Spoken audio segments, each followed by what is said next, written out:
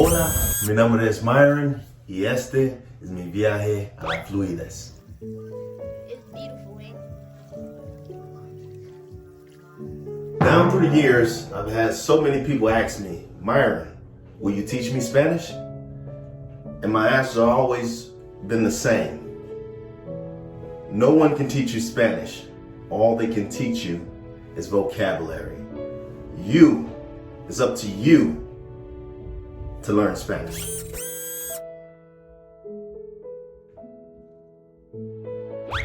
First thing first, when learning Spanish, you want to learn to read and write in Spanish. Some people hop right into the tapes and they gain vocabulary that way. But to speed up the vocabulary process, you need to learn to read and write. That way your mind is able to identify sounds and words, and it's going to bring you along with vocabulary. And pause right here for a second. Let's just pause right here for a second. This is all schooling teach you. Grammar, vocabulary, reading and writing in Spanish. That's all they teach you. And this is why I say it takes you to learn Spanish. You have to learn Spanish. What we need is interaction. Interaction is how we learn Spanish. This is why the immersion schools are so successful with teaching Spanish, because they just baptize them in the whole language. But you and I, what about us who don't have that access? We still have the ability to use the language exchange apps. My favorite two is Tandem and Hello Talk. And we have to get in our own little corner and begin to communicate with people with the vocabulary, the grammar, and all those things that we studied. All that information, we need to just get out and begin to interact and practice these things. Learning a language involves a great amount of repetition. Therefore,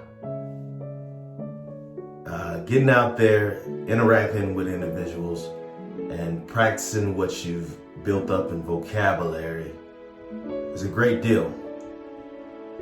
And you'll find yourself at places where you know how to say a lot of things. Well, at least I have found myself at a place where I can say a lot of things, and there's a great deal of things that I don't understand.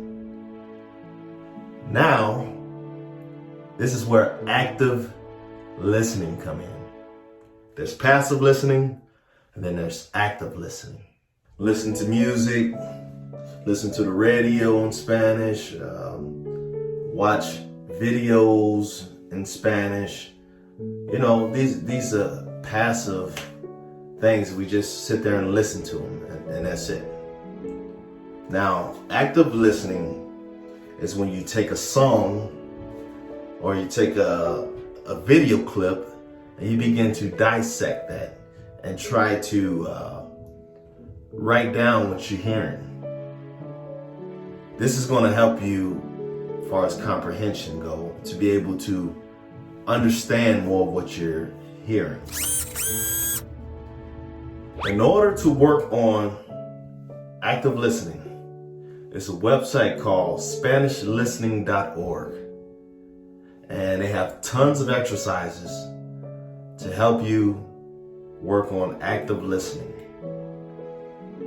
And this is going to build up your listening comprehension.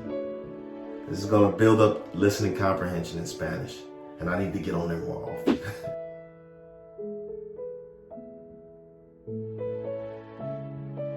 In conclusion, Spanish is no different from plumbing and being an electrician. You can read as many books as you want to. All you're going to do is gain knowledge.